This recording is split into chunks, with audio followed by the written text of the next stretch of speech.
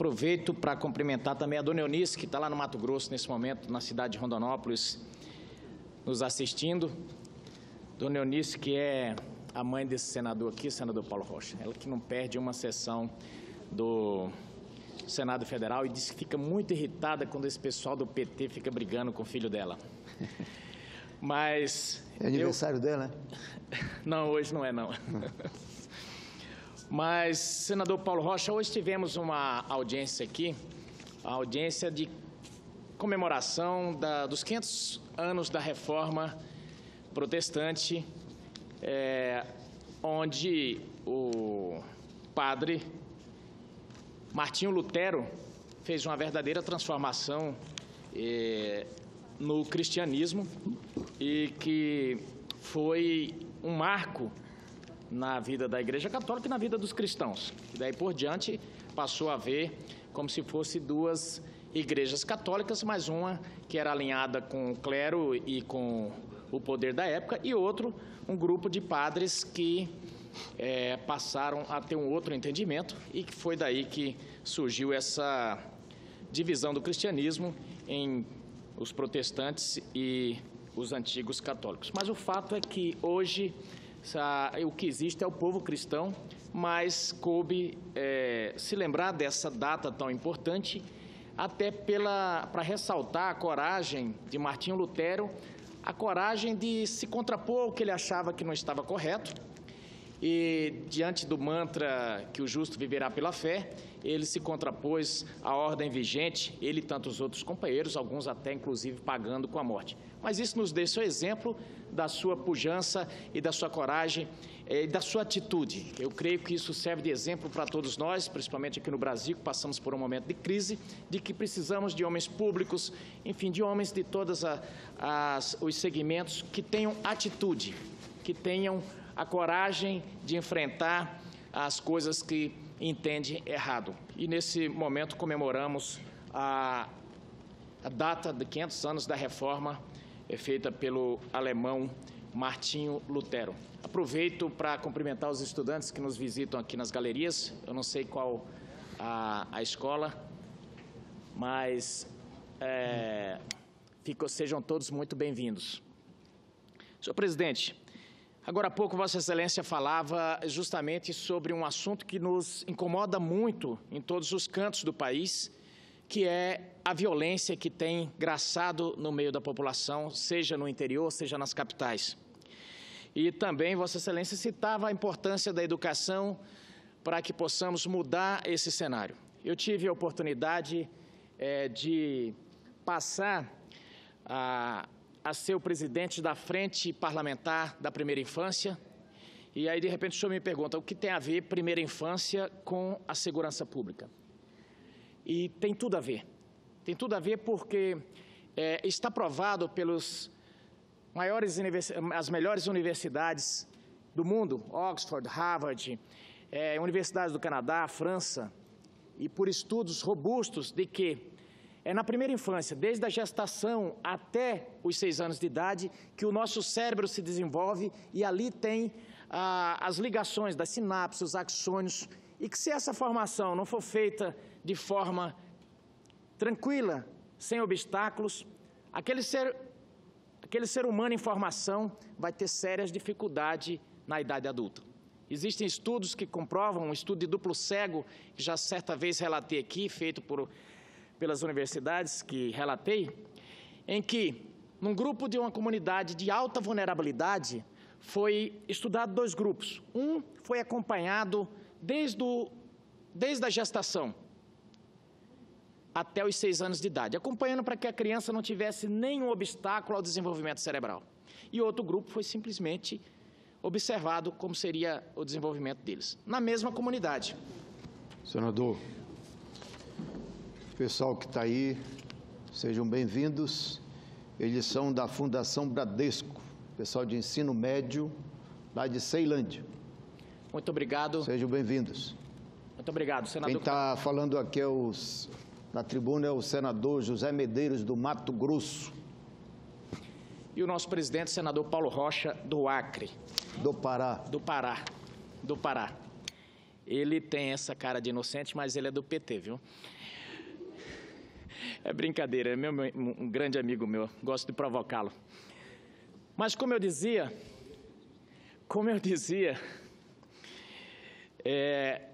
o desenvolvimento cerebral dos 0 aos 6 anos, ele tem tudo a ver com como esse futuro adulto, como o futuro adolescente vai aprender, vai ter o seu desenvolvimento de aprendizado. E naquele estudo que eu relatava, após os 6 anos, foi feito a aferição. E aquele grupo de crianças que teve o desenvolvimento cerebral acompanhado, teve os melhores indicadores de aprendizagem, tiveram relativo sucesso na sua idade adulta. E aquele grupo que não tinha sido monitorado, que não houve cuidados com o desenvolvimento cerebral, aos 18 anos tinha boa parte deles presos, alguns já tinham morrido, alto índice de drogadição, alto índice de alcoolismo, e boa parte deles tinham saído da escola por não ter conseguido índice de aprendizagem para acompanhar a sua turma. Portanto, quando falamos de desigualdade, quando se fala assim, fulano não consegue aprender, muitas vezes o problema está lá na primeira infância, porque as ligações, o cérebro dele é como se fosse um canteiro que não estava fértil para receber semente. E a grande preocupação que os governos precisam ter é justamente de preparar a futura geração para que possam ter igualdade de aprendizagem, igualdade de desenvolvimento. Porque de nada adianta depois o Estado gastar muito dinheiro sem que aquelas crianças possam obter o conhecimento, sem que elas possam ter uma continuidade dos seus estudos. E isso tudo deságua na questão da segurança pública, na questão da saúde e num baixo aprendizado. Talvez isso explique um pouco porque o Brasil gasta tanto na educação e tem uns índices de educação tão baixos. Os indicadores dos nossos estudantes, todos os anos, quando são medidos, nós ficamos muito atrás entre os outros países do mundo. Então, essa preocupação ela é muito importante. Quando o senador Paulo Rocha trouxe aqui, com 7 casos por dia, latrocínios aumentam 58% no país em 7 anos. Nós temos essa mortandade aqui, em relação a armas de fogo, aos diversos homicídios e tal, mas temos uma outra mortandade, que é até maior do que isso, no trânsito, senador Paulo Rocha. O nosso trânsito mata mais do que todas as guerras juntos. E tudo isso passa também pelo que falamos aqui, tudo passa pela educação. Nós temos aqui o senador Cristóvão Buarque, que talvez seja a maior autoridade na defesa da educação brasileira e que tem insistido há anos, na esteira já do pensamento de Darcy Ribeiro, de que se não construirmos escolas, de que se não investirmos em educação, não teremos dinheiro para construir tantos presídios. Isso é uma realidade que já estamos vivenciando. Quando a gente nota o Rio de Janeiro, onde existe um verdadeiro exército paralelo, um exército de pessoas fora da lei, com fuzis, onde já passam armados pela frente da polícia e a polícia não tem nem como reagir, até porque foi criado por uma certa ideologia aqui no Brasil de que se você desarmar as pessoas de bem e desarmar a polícia, parece que tudo vai ter paz e vai acabar a violência. Mas o que a gente tem visto é que o Brasil tem ido pela contramão. Até nossos filmes, as pessoas torcem pelos bandidos. Em alguns países, os policiais eles são tidos como os heróis. As pessoas torcem pela polícia para que se pegue o bandido. Aqui é bem ao contrário. Aqui, um policial morre e ganha 2, 3 linhas nos jornais. Quando um bandido famoso, aliás, a imprensa costuma torná-los herói, e quando um bandido desse morre, sai em todos os jornais como se fosse um grande acontecimento. A grande verdade é que nós precisamos começar a refletir que tipo de país que nós queremos, porque ultimamente no Brasil, falar de valores ficou uma questão bastante cafona. A pessoa que fala em valores logo ganha a pecha de reacionário e de conservador. A pessoa que defende que haja uma família estruturada e que as pessoas possam ter respeito, os mais novos pelos mais velhos, pelos professores e tudo mais, é tido como uma pessoa careta, cafona. O resultado disso é que as instituições já estão sendo desmoralizadas aos poucos. E aí eu pergunto, a quem interessa? A quem interessa os poderes desmoralizados, a família sem destrambelhada? A quem interessa isso? Os resultados vêm aqui nas capas dos jornais, onde a gente vê todos os dias que se filma aí, Praça da Sé, os grandes centros, crianças de 11 anos com revólver na cintura, tomando correntes, assaltando por quem passa. Esse é o resultado dessa desagregação total. Agora, como que vamos enfrentar esse tipo de coisa? Eu penso que só se reinventar tudo que está aí. Se começarmos a ter um outro olhar para a primeira infância, se começarmos a ter um outro olhar em relação à educação brasileira. Criamos um conceito há algum tempo atrás de que, olha, você não precisa mais saber português, o importante é você se comunicar. Então o sujeito chega na escola e ele fala nós vai, nós veio, nós fomos, nós veio. Tudo bem, beleza. Você não precisa saber a norma culta, o importante é que você se comunique. E aí nós vamos criando uma horda de analfabetos funcionais, pessoas que chegam na universidade sem conseguir interpretar um texto. Nós vamos criando um país pequeno, um país frágil diante de uma concorrência internacional cada dia mais forte. E passamos a viver, ultimamente, em que pese eu estar num estado que é primordialmente agrícola, mas não me alegra nem um pouco que o Brasil seja um país famoso por simplesmente exportar commodities. Eu queria que nós estivéssemos, nesse momento, agregando conhecimento, produzindo conhecimento e que nós estivéssemos na ponta, produzindo tecnologia e também produzindo muitos alimentos. Mas é um perigo muito grande quando nós dependemos só dessa matriz econômica. Porque daqui a pouco tempo, a África vai deter esse conhecimento de produção. Tem um clima muito parecido com o nosso e fica na metade do caminho entre nós e o nosso principal mercado consumidor. E aí eu fico preocupado. De quem será que a China vai comprar commodities, do Brasil ou da África? Fico muito preocupado quando estados como Mato Grosso, como Pará e tantos outros que dependem basicamente de exportações, no caso do Pará, do minério, Mato Grosso das commodities, mas o Estado nada ganha com aquilo, porque existe uma lei chamada Lei Candir, que impede que o Estado arrecade sobre isso.